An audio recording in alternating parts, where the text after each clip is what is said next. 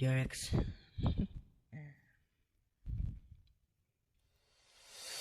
Oh dear ex, từng ngày đâu che đầm tới kim mang trả mày lệ. Mà ngày nay để có mua con gái lâu nghề, lâu mà vang hiên với cái tư cái sáng là nghề, lâu ngày khai lâu,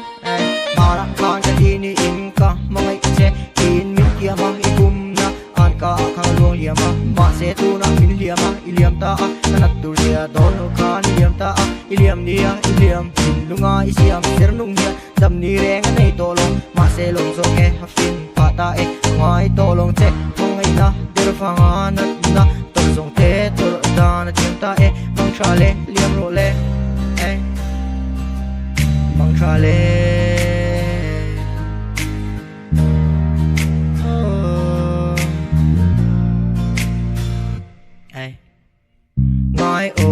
ngài ô lim min ka zai to đi lui ka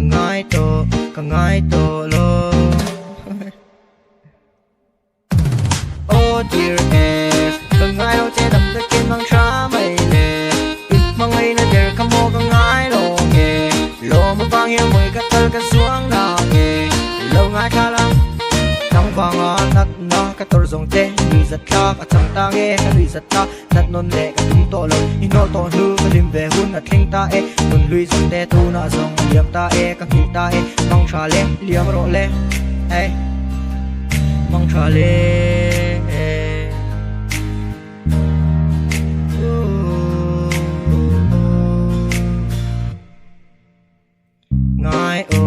ngài ô lim min ka zai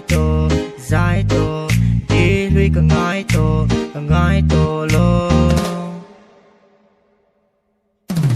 Oh dear ex, ka ngài đâu che đầm tới kim mang trả mày lệ, mang ngày na der ka mo ka ngài lo nghe, lo mà vang hiên với ka tơ ka xuống na nghe, lâu ngài kha la khách quý về ai pun ka lau to che, ka shia kan lim dun thei zia ka,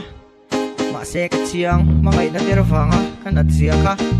lâu kir le ka tum to lo mang tra le. Oh dear ex, ka ngài đâu che đầm tới kim mang trả mày lệ, mang ngày na der ka mo ka ngài lo nghe, lo mà vang hiên với ka tơ ka xuống na nghe, lâu ngài kha la oh dear ex, ka ngài đâu che đầm tới kim mang trả mày lệ,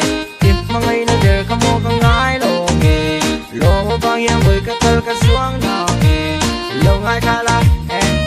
liam mày rõ le.